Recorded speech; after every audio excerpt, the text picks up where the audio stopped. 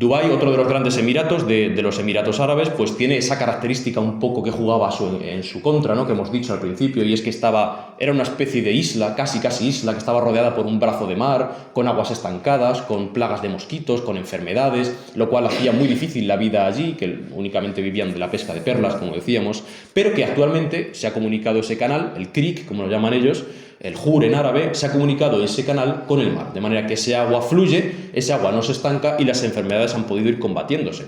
Esa es la primera parte, la parte del creek, ¿no? La parte de esa especie de ría de Dubái, y tenemos la parte de costa, una costa que en verano, ustedes obviamente no lo aprecian ahí, pero esta foto está tomada el julio pasado y ahí había 55 grados de sensación térmica, y créanme que al lado del mar 55 grados uno piensa que se va a morir en cualquier momento, porque no se seca, suda, pero el sudor no se le seca. Entonces puede entrar en hipertermia y morir realmente si no tiene algún cobijo, alguna sombra o alguna fuente de agua fría, ¿no? Incluso, como decía, esas aguas de ese mar somero, porque al fin y al cabo estamos en una zona arenosa muy somera, las aguas alcanzan temperaturas de sopa prácticamente, ¿no? Uno entra en el mar y le da la sensación de estar entrando en una bañera. También en Dubái, obviamente, como en Abu Dhabi, vemos ese contraste, ¿no? Entre la modernidad, entre esos rascacielos al lado de los yates de última generación de lujo, con las barcas tradicionales, destinadas al transporte de turistas, obviamente, pero con esas barcas tradicionales que van entrando y saliendo, ¿no? Por esa ría de Dubái, que un día fue quizá su castigo y hoy en día es uno de los lugares en los que los turistas más disfrutan. El lujo, como decíamos, el Burj Khalifa, la torre más alta del mundo, quizá no por mucho tiempo, porque parece ser que en Arabia Saudí se está levantando otra de más de 1 kilómetro de altura, esta tiene más de 800 metros, y bueno, pues es un icono mundial, como decíamos, un icono del lujo, un icono del poder y de la ostentación. Muy cerca de ese Burj Khalifa, de esa torre absolutamente increíble, monumental, tenemos el Dubai Mall, que es también un lugar interesante, porque precisamente por lo que hemos dicho antes, es el lugar en el que se reúnen los emiratíes, es decir, es al que van los ricos. Bueno, un café, más o menos, yo llegué allí y dije, me voy a tomar un café antes de entrar al Burj Khalifa, ¿no? Por curiosidad. Bueno, un café te puede costar más o menos unos 25 euros. Entonces dije, ya no vuelvo más a este sitio, al Dubai Mall, y me lo tomo con los indios, que vale 1 euro, ¿no? O 2 como mucho. Pero bueno, efectivamente, también se encuentran en esos lugares los que van los emiratíes absolutamente perfumados, con esas túnicas planchadas, ¿no? Absolutamente, claro, con presencia masculina solamente, y si vienen son mujeres, pues van con el niqab o van completamente cubiertas. Pues es un lugar interesante para ver esa cultura propia del país, de los emiratíes. Porque, como decía, cuando uno va al Dubai Mall o va al Burj Khalifa o va a las playas, ve a turistas en bikini, y ve a occidentales vistiendo pantalón corto, y esa no es la realidad realmente de ese país, sino que es lo que ha ido pasando los últimos 25 años. Es interesante ver estos puntos también por eso, ¿no? Para ver cómo se comportan los locales. Por supuesto, aquí todo lo que vemos es artificial, quiero decir, esto hace muy poco tiempo era absoluto desierto, todos los lagos que vemos, todas las rías, al margen de la ría de Dubái, todos los bancos de arena y las islas artificiales, como la de Jumeirah que tenemos, ¿no? Son absolutamente creadas por la mano del hombre en los últimos 25 o 30 años, y no deja de ser sorprendente precisamente eso, que sobre las arenas, porque ni siquiera tenemos tierra, o sea, sobre las arenas y sobre la nada más absoluta, tengamos una de las ciudades más ricas del mundo. Y obviamente no solamente es por el turismo, sino que es por el petróleo. Es uno de los lugares con yacimientos de petróleo más notables dentro del mundo árabe y del mundo en general, ¿no? Veremos que Qatar incluso los supera, pero bueno, dentro de los Emiratos Árabes tenemos una ostentación absolutamente increíble y un poder petrolífero sorprendente. Y no solamente la riqueza les viene del petróleo, sino que tienen otros puntos, ¿no? Podemos decir otras riquezas en el país, o por lo menos en la comercialización de otras riquezas, como el oro. Hay un lugar en Dubái que es el Zoco del Oro, Suq al-Dhahab en árabe, y podemos ver absolutas obras de arte a la venta. Claro, si uno tiene el dinero para comprarlas, se las puede llevar a su casa, pero es que en sí mismas son obras de arte. Puede comprar lingotes de oro. Uno puede comprar esta cosa maravillosa, que no sé cómo se llama, pero es absolutamente increíble, típica de las mujeres indias, por cierto, las mujeres pakistaníes para las bodas, y que está hecha absolutamente de oro. Uno puede comprarle a su mujer, si tiene el dinero suficiente, un traje que parece una cota de malla medieval de oro, pues absolutamente trenzado en hilo de oro. O sea, esto no es dorado, esto es oro puro, oro de 24 quilates, ¿no? Tenemos también todas estas vestiduras absolutamente, como decíamos, hechas de oro, de metal puro, no de hilo dorado. Y tenemos pues todo tipo de diseños, todo tipo de modelos, y bueno, ni siquiera pregunté el precio, pero realmente esto se escapa de las posibilidades incluso de los propios emiratíes, diría yo. Bueno, pues ven ustedes que el grado de elaboración, por ejemplo, de este vestido es increíble. O sea, parece tela, pero no deja de ser oro. Es oro hecho hilo. Es uno de los lugares también, curiosamente, Emiratos Árabes, con mayor presencia de cristianos dentro del mundo árabe, ¿no? Y dentro, bueno, de cristianos foráneos, quiero decir, y dentro del Golfo sobre todo. De hecho, la misa más multitudinaria que yo he visto en mi vida no ha sido en Roma, ni ha sido en España, por supuesto, ni ha sido en ningún sitio de Occidente, sino que ha sido en Dubái. En Dubái en concretamente, en una iglesia que es la iglesia de Santa María, esta que vemos aquí. Emiratíes cristianos, no sé si los hay, bueno, alguno habrá, ¿no? Pero en general el porcentaje es aproximadamente 0%, como de saudíes, pero todos los indios, los filipinos, los ciudadanos de Bangladesh que viajan allí, muchos de ellos son cristianos. Entonces, el gobierno, podemos decir, el rey, ¿no? Los emires, han tenido que transigir en gran medida porque si no esos trabajadores, pues igual les da, no sé, podemos decir, igual les da la cosa de no trabajar, ¿no? O de levantarse, si no les permiten adorar a sus dioses. Efectivamente, hay muchas iglesias en los Emiratos Árabes. La de Dubái, como decía, fue absolutamente increíble esa experiencia. Es verdad que coincidió con una especie de festival local, ¿no? Un festival relacionado con la familia, pero yo vi, porque además tenían comida, tenían un festival allí, ¿no? Me quedé todo el día. Vi que se celebraron alrededor de 6 o 7 misas ese día. Y conté, viendo el número de bancos que había simplemente en la iglesia y viendo la gente que se quedaba fuera de la iglesia porque no cabía y que se ponían alrededor de los bancos porque es que no había sitio, conté alrededor, solamente en los bancos, de 2.000 personas en cada misa. Más la gente que estaba fuera porque no cabía alrededor de los bancos. Más la gente que se quedó, como ven ustedes aquí, en el patio porque no podían entrar y veían la misa a través de una pantalla. Es decir, en cada misa podría haber perfectamente 4.000 o 5.000 personas. En cada misa, y había 6 misas. Por lo tanto, bueno, pues tampoco es el momento de hacer estas reflexiones, ¿no? Pero hay un mundo cristiano con muchísima más seguridad y con mucha más certeza y mucho más, podemos decir, mucho menos miedo a morir y a las consecuencias que nosotros, ¿no? Realmente esta gente, yo me jugué un poco el tipo haciéndole la foto, porque de hecho un guardia se me acercó y me dijo, bueno, ¿y tú qué haces haciendo fotos aquí? Porque estos cristianos, muchos de ellos, vienen de Pakistán y están perseguidos a muerte. Entonces, bueno, ya es un turista, digo, no pasa nada, puedes hacer fotos, pero realmente esta gente, muchas de estas personas que vemos aquí han huido de Pakistán, han huido de sus países porque son perseguidos a muerte, literalmente, a muerte. Esto no es que a uno le insulten o lo miren mal por ir a misa, esto es que se entran en la iglesia y te pegan un tiro, o se inmolan y mueres tú y mueren todos los que hay dentro de la iglesia. Entonces, son realmente un ejemplo a seguir, todos estos cristianos. Como ven ustedes, aquí todavía no se había llenado la iglesia, pero esta es la iglesia que se llenó 7 veces durante un mismo día, todo lo que hay alrededor de los bancos y todo el patio que han visto ustedes fuera. Algo verdaderamente reseñable. Bueno, y todo esto sucede, como hemos visto, en esta gran urbe, ¿no? Con estas calles de 8 carriles en cada dirección, al lado de ese creek, ¿no? De esa ría de Dubái que estaba infestada antes de mosquitos, que ahora es, pues eso, el paseo de los yates de lujo. Y como curiosidad diré también que cuando uno va a Dubái se encuentra en concreto a Dubái, con estas estructuras. Yo cuando llegué no sabía muy bien a qué obedecían esto, pero descubrí que efectivamente son paradas de autobús. Cuando uno está en verano a 55 grados, húmedos, en Dubái o donde sea, pues esperar en autobús puede costar la vida, realmente, esto no es una broma. Entonces las paradas de autobús están absolutamente cerradas, herméticamente cerradas, con aire acondicionado. Y yo pues fui por un trámite, yo he ido 2 veces a los Emiratos, la primera fue porque quise ir, la segunda fue por un trámite para obtener la visa de Afganistán y tal, y bueno, era julio, como vemos, y yo iba, bueno, de parada de autobús en parada de autobús porque es que era peligroso. O sea, es que uno le puede dar un golpe de calor porque es que no hay nada más que lo cubra, con esas calles absolutamente desiertas y diáfanas, ¿no? Y como decíamos, bueno, pues en cada calle, para que eso no suceda, tenemos fuentes de agua helada, para que uno, pues si tiene una especie de desvanecimiento o lo que sea, pues pueda echarse agua y pueda volver en sí. También tenemos el otro Dubái, ¿no? Y el otro Abu Dhabi, en este caso es Dubái, que es el Dubái histórico. ¿Entra un poco en conflicto con lo que hemos dicho? Pues sí, hay un Dubái histórico.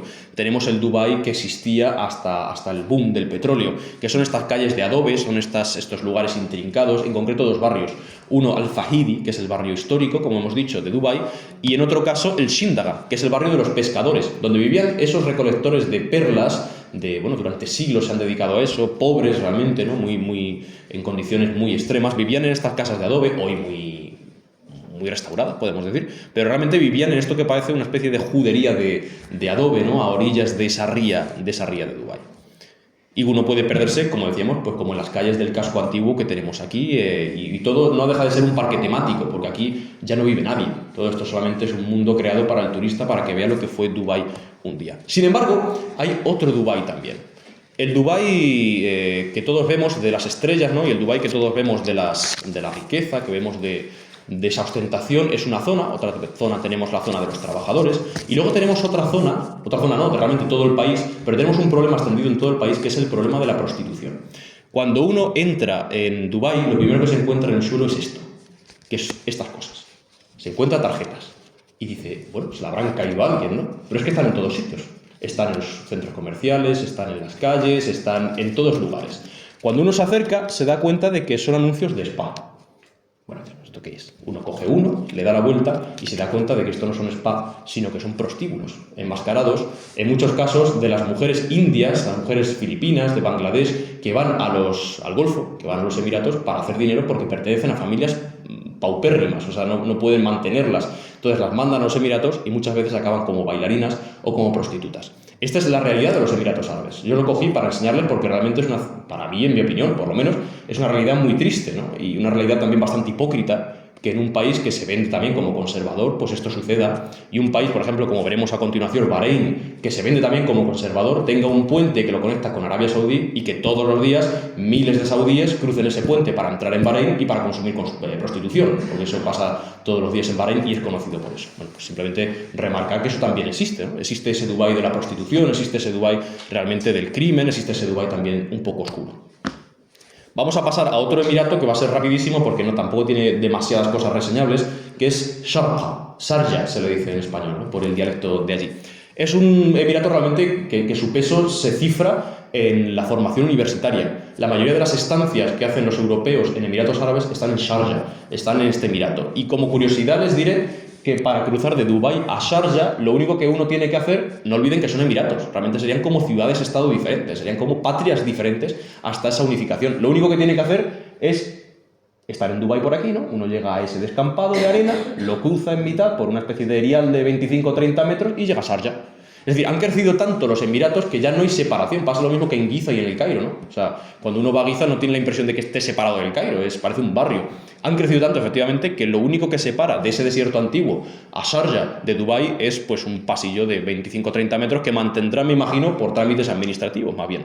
Seguimos nuestro periplo por el Golfo Pérsico, ya que hemos tenido este inconveniente, no estoy yendo un poco más deprisa, el inconveniente del tema informático, pero bueno, vamos a seguir viajando en este caso hacia el norte, más bien hacia el noroeste, ¿no? Hemos pasado los Emiratos Árabes, podríamos decir miles de cosas más, pero bueno, vamos a quedarnos ahí, simplemente como una pequeña pincelada, y vamos a pasar a Qatar. Qatar nos suena a todos por varias cosas, ¿no? Quizá el que esté un poco más relacionado con el mundo árabe le suena a Al Jazeera, la cadena de noticias, a los que no, pues les suena a fútbol, a todas las grandes estrellas del fútbol internacional, ¿no? Les suena quizá también a los que viajan más a una aerolínea, Qatar Airways, lujosa. Bueno, en fin, nos suena a muchas cosas relacionadas con mucho dinero.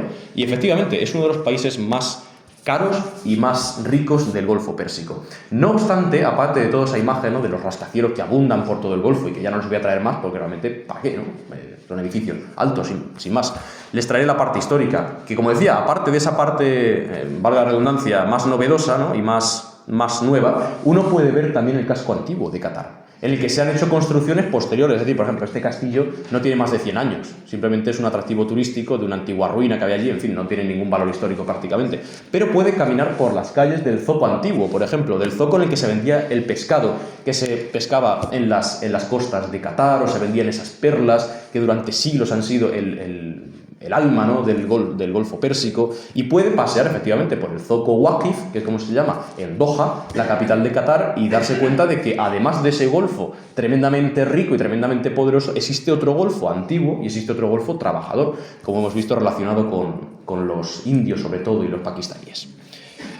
Esta estatua o esta escultura absolutamente monumental se hizo famosa en el Mundial, ¿no? Se hizo de hecho con motivo del Mundial, y es simplemente un dedo. O sea, esto no significa nada más, es un dedo que se decidió poner ahí, o el dedo de la victoria se dice, apuntando al cielo, ¿no? Es un pulgar, o sea, es el signo de OK, pero realmente no tiene ningún motivo. O sea, es que no había un hueco y decidieron poner un dedo de oro. Sin más, no tiene más motivo. Sin embargo, lo que está detrás de mí sí, y es el Museo de Artes Islámicas de Doha, muy interesante también, cuyo minarete, al fin y al cabo es también una mezquita, está mezclado, ¿no?, cuya torre asemeja el minarete de la mezquita de Samarra, en Irak, que se confunde a veces también con la torre de Babel, ¿no?, por esa especie de escalera de caracol que lo sube. Y reseñaré también, al igual que hemos visto antes con los carteles de Abu Dhabi, que en este mundo bueno, la facción conservadora está muy extendida, obviamente, por todo el país y se toma como algo natural. Uno puede ver estos carteles en el Zoco Waqif, que el Zoco Waqif es el corazón de Doha, o sea, es el corazón lleno de turistas de una de las ciudades más famosas y más poderosas, como hemos dicho, del mundo.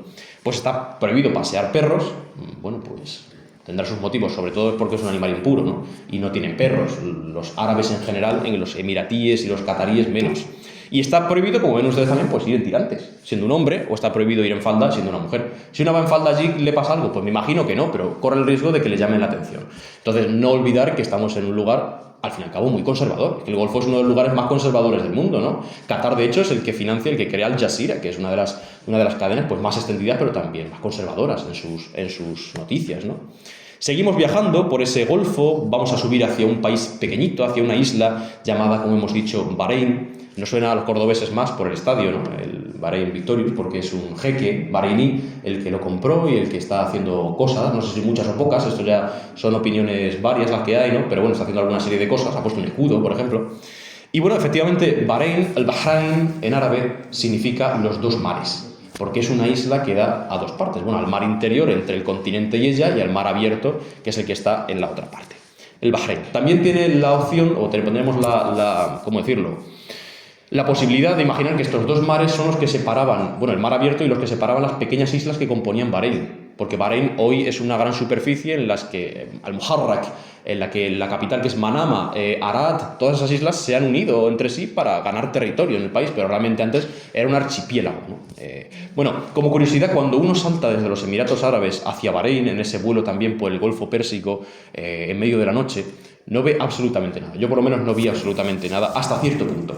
Cuando uno se aproxima a las costas de Bahrein, se encuentra estas cosas. Se encuentra lo que parece una hoguera. No olviden ustedes que estamos en un avión. Estamos a 10.000 metros de altura. Fíjense ustedes en el tamaño de lo que hay ahí debajo. Esto es el mar. Yo al principio me quedé un poco sorprendido y no sabía muy bien lo que estaba viendo. Esto se movía como fuego. Hay una hoguera tremenda, un incendio en mitad del mar. Bueno, pues esto es un pozo de extracción petrolera. Ustedes han visto esas imágenes, ¿no? Que cuando no les interesa, por lo que sea, obtener el gas natural, simplemente le prenden fuego y aquello es una especie de llamarada inmensa que nunca se detiene, que está constantemente ardiendo y que es el gas natural consumiéndose. Cuando uno va a 10.000 metros de altura, lo que contempla son hogueras en el mar ardiendo de una manera perpetua en medio de la oscuridad absoluta del Golfo Pérsico. ¿Ven ustedes allí esa hoguera? Cuando uno se acerca un poco más a tierra, vean la proporción entre la ciudad, los barcos mercantes absolutamente enormes y la hoguera que vemos allí, que es ese pozo petróleo, ¿no? De extracción petrolífera. Pues es una de las cosas más increíbles que he visto nunca viajando en avión. Además, es uno de los pocos países del Golfo que tiene historia. Bueno, todos tienen historia, ¿no? Pero una historia reseñable, una historia antigua. Bahrein tiene más de 2.000 años de historia. Se remonta a una época anterior a Alejandro Magno. Alejandro Magno no pasó por allí porque se murió antes, pero tenía planes de pasar. De hecho, mandó a varios exploradores para que fueran por todo el Golfo Pérsico a ver qué descubrían, a ver qué veían por allí. Y llegaron a un sitio llamado Dilmun, o Dilmun, que es la actual isla de Bahrein. Y la bautizaron como Tilus, simplemente. Y descubrieron que había unos árboles que producían lana. Y bueno, cuando llegaron a la corte dijeron, bueno, hemos visto unos árboles rarísimos que dan lana como las ovejas, ¿no? Efectivamente acababan de ver por primera vez el algodón. Una cosa absolutamente increíble, unos árboles que dan algo parecido a la lana. También descubrieron que era un lugar, como hemos dicho ya varias veces, en el que las perlas se cogían a puñados. Los llamaban los ojos de pez. No entendía muy bien de dónde surgía, ¿no? Se lo vendían los nativos de allí. Esto, algo precioso, pero no entendemos muy bien cuál es su origen. Y como vemos, pues se remonta a una época muy antigua. Cuando uno visita el Museo de Manama, capital de Bahrein, se da cuenta de que hay restos pues, tremendamente antiguos, como este toro de Dilmun, que cuenta con más de 2.000 años. Está hecho de cobre macizo, realmente aquí no había llegado todavía el hierro, como decimos, de cobre macizo, y se cree que pertenecía o era una parte, un adorno de un instrumento musical. Algo bastante curioso, y que hoy en día es uno de los símbolos nacionales de Bahrein, esta cabeza de toro. También se encuentra una serie de sacrificios rituales bastante curiosos, como este. Son serpientes, son sacrificios rituales de serpientes, que los habitantes de Dilmun, posteriormente, después de Alejandro, Tilus, o Tilos también se dice, ofrecían para la protección del hogar. Es decir, metían una serpiente viva o recién muerta, no se sabe exactamente, en una vasija, la enterraban debajo del suelo de la casa y se creía que como la serpiente es el símbolo del renacimiento, ¿no? Pierde su piel y vuelve a ser joven, entre comillas, numerosas veces a lo largo de su vida, pues otorgaría una especie de protección o de renovación ritual a ese lugar. o bajo el cual, mejor dicho, descansaba. Y se han encontrado esas serpientes bajo las casas de la antigua ciudad de Dilmun. Como curiosidad diré que, bueno, hemos hablado numerosas veces también de esto, ¿no? De la influencia que Alejandro tuvo en el mundo hasta hoy en día y para siempre, un hombre que murió con apenas 33 años. Para que ustedes vean, esto es un betilo, es decir, es la imagen de un dios antiguo de la civilización de Dilmun antes de que llegara Alejandro. Cuando Alejandro llegó Alejandro, sus hombres, ¿no? La civilización griega, llegó por esas costas, los dioses se transformaron en esto. Es decir, tuvieron apariencia humana. Es decir, como decían los antiguos griegos, en concreto Protágoras, hace nada más y nada menos que 2500 años, decía algo francamente curioso y que yo creo que, bueno, nos hemos olvidado mucho, ¿no? Aquello de que el hombre es la medida de todas las cosas, que es el centro de todo. En fin, creo efectivamente, como dije en esa entrevista hace poco en televisión, que sí, nos hemos olvidado y que realmente nos importa mucho más si sube pues 10 céntimos más el petróleo que si mata el régimen iraní, como lo ha hecho, a 10.000, 12.000, 30.000 personas por las calles de Irán, como lo ha hecho entre enero y febrero. Simplemente eso, ¿no? Decía en esas palabras Protágoras, panton ton gerematon ho anthropos metronestin. Pues eso se nos ha olvidado bastante. Seguimos con la exposición. Bueno, creo yo que quizá Alejandro es uno de los hombres que más lejos ha llevado el humanismo, ¿no? Griego, o podemos decir, la filantropía griega dentro de los límites del mundo. Como curiosidad diré que si uno sigue por ese museo se encuentra imágenes que para nosotros serían bastante perturbadoras, pero para ellos son parte de su historia y no tienen ningún complejo en mostrarla. Esto es una boda. Esta niña, de no sé qué edad, pero puede tener entre 10 y 12 años, se está casando. La están preparando para casarse y es una foto en color. O sea, esta foto no tiene más de 50 años. Y esto era una práctica habitual y completamente normal. Se casaba con un hombre de ciertas posibilidades, es decir, con mayor edad porque ya tenía dinero y simplemente pues la niña, cuando entraba en su primer ciclo menstrual pues se dedicaba a hacer hijos y a cuidar de la casa. Y es algo que sigue existiendo hoy en día, no en tan gran medida, pero es como ven ustedes aquí, pues son niñas. Es decir, que se dan en matrimonio con 10, 12 años y que, como decíamos, cuando alcanzan su primer ciclo menstrual, pues tienen su primer embarazo prácticamente. Pues eso, uno puede ver esa realidad, ¿no? Que sigue existiendo hoy en muchos países árabes, en concreto del Golfo. Puede ver el vestido, por ejemplo, de novia típico de los... No sé si lo ven ustedes, está un poco negro. Pero bueno, el vestido típico de novia de Bahrein, ¿no? De esa civilización tan increíble.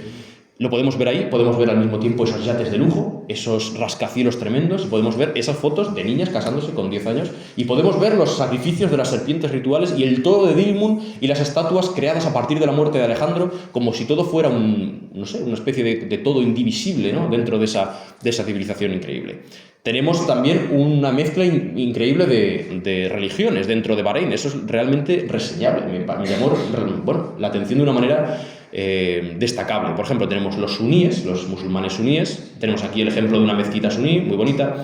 Tenemos también los musulmanes chiíes, porque Irán está muy cerca. Es que está a la otra parte del mar, ¿no? Está en la otra orilla. Y tenemos aquí la festividad de Ashura, creo recordar que era, con los mawakib, es decir, con todos esos tenderetes que montan y ofrecen comida y bebida y alojamiento absolutamente gratuito a todos los que pasen por allí. Tenemos esas mezquitas de influencia persa, ¿no? Parecidas a las de Isfahán, parecidas incluso a las timúridas de Tamerlán en Uzbekistán, y que están pues, en el corazón de un mundo que es mezcla de mundos, un mundo absolutamente fascinante. Y tenemos, obviamente, también cristianos.